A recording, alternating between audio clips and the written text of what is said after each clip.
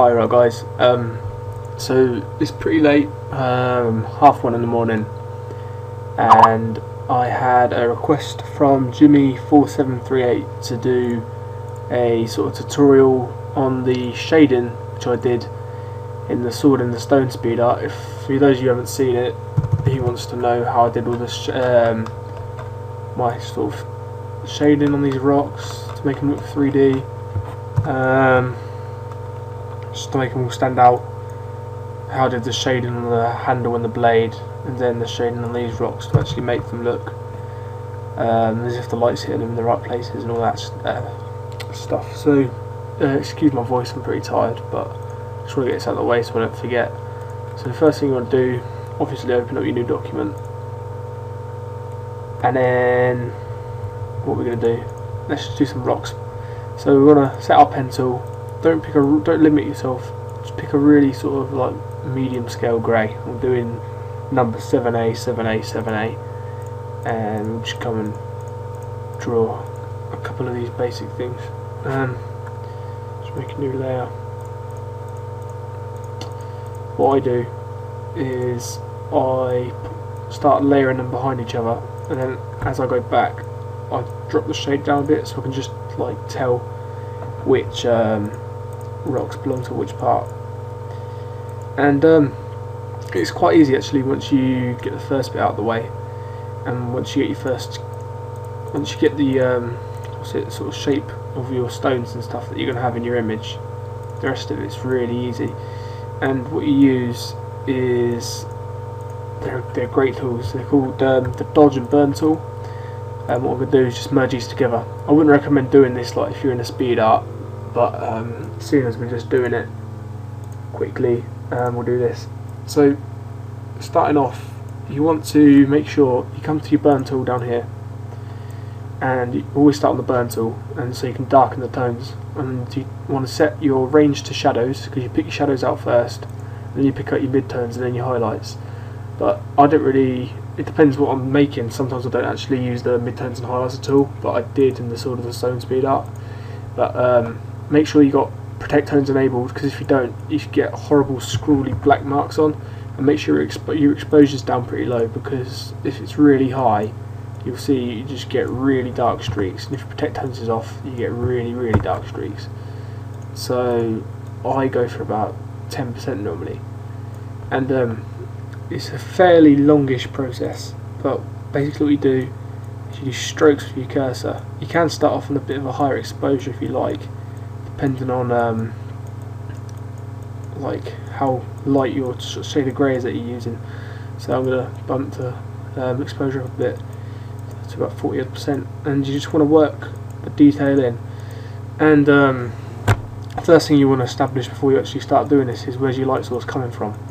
So in this case I'm going to do it as if the light's hitting my object straight on. So it's just really fine sort of strokes. You don't want to go too mad with it, otherwise you're just going to completely take all of the colour out of your rocks and they're going to look crap. You can apply this sort of effect in a lot of things, not just for rocks obviously, and it's a really useful tool to add detail into your artwork. But after you've done your first sort of level of shadows, what you want to do is get your dodge tool, set it to a quite big range, 14%, protect your tones again and shadows again, and then you just want to bring some of those tones back out. And as you do this, it is a destructive process, so it can be undone, but obviously once you've gone past this certain amount of undos, you can't get the right colour back in your rocks, your object again, unless you re-put the image back in.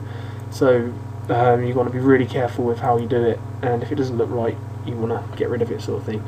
Basically, once you get to the white scale on the dodge tool, it has ruined your thing, and when it goes to black on the burn tool, you've ruined it as well, and you can't get back from that point. So just be careful when you're doing it, guys, otherwise you might end up with really bad work. But it's basically a lot of trial and error, and you just work through this process up until you're satisfied with the result.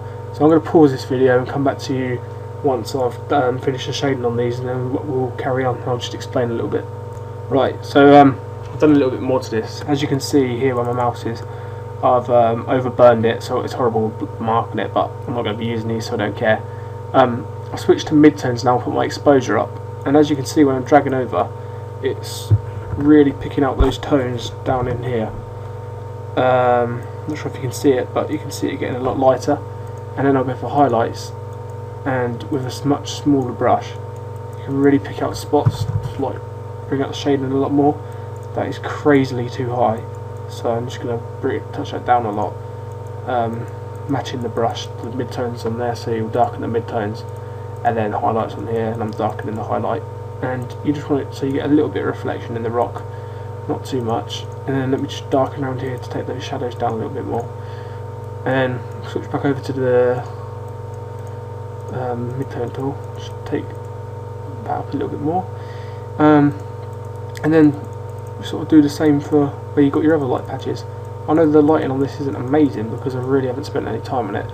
I normally spend about 10 minutes or so doing my working on the lighting and just planning where I want it all to go, so it all sort of I don't know what's the word, flows together properly.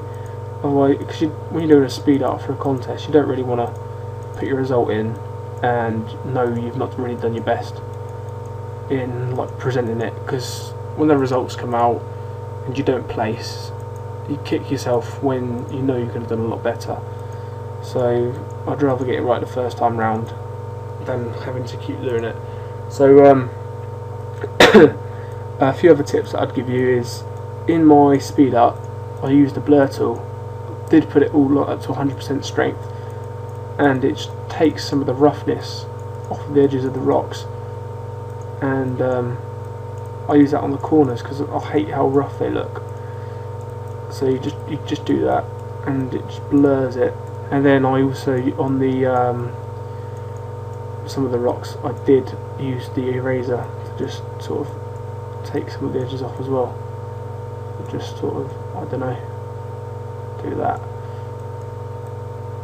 and it helps add effect to it as well, like especially because I had the big glow coming out of the stone, and I'll show you how to make that in a minute as well, because I think that had a pretty nice effect that we had going on. But yeah, I've done that, so we've got our rocks coming out, and yeah, I'll show you the glow. So what I'm going to do is just darken my background a lot more, so the glow can be quite strong. Maybe I'll put a gradient on it actually.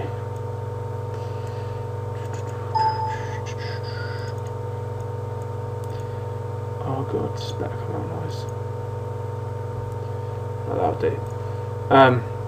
What you do with the light is you get your line tool. I set it to about 8 pixels because it's on a massive document, but on here I'll probably set it to about 5. What you want to do is set your colour to white, and then make sure you're behind your shape layer, and then what you want to do is start dragging lines out. So we'll do quite a few like this,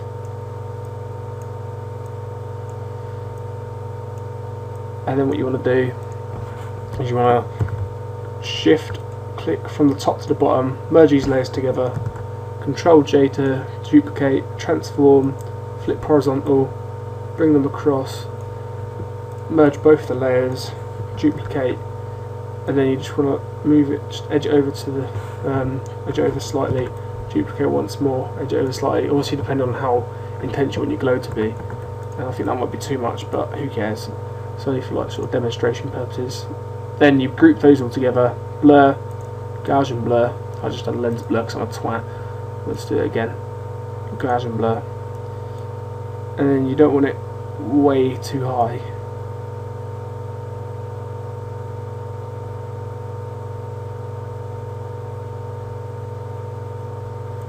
This is on the 13 pixels, and let me bring that in front of this, fuck it.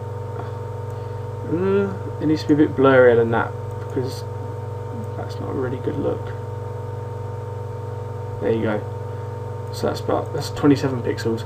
I'm just going to darken this background because it's not showing these up very nicely, so let's bring my levels up. Right, so now you can see you've got this nice glow effect, and then if you want to change the colour of it, you go to FX, and we'll do a colour overlay, say red, and just bring it down. I like that blue actually. And there you go, we've got a nice sort of glowy effect.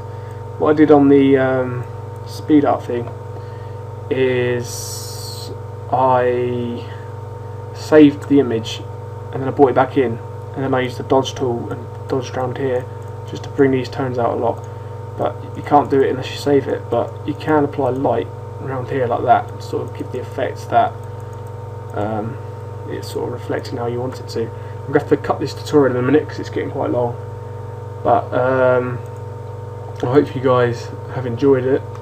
I hope you understand like how I did my effects, and hopefully you can apply them to your work to make your stuff look a lot better.